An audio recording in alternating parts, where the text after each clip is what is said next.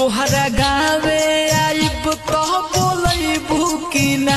हमके एक लोटा पानी पियबू कि ना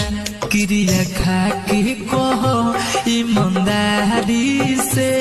प्यार मई हरेल रही कि ससुरारी ले क्रिया खा के कहो ईमानदारी से प्यार मई हरेल रही कि ससुरारी ले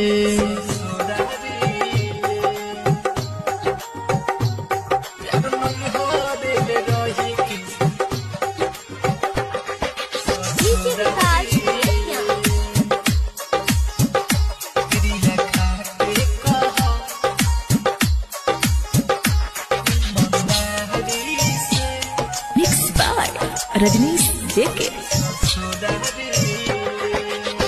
पिया बात के झो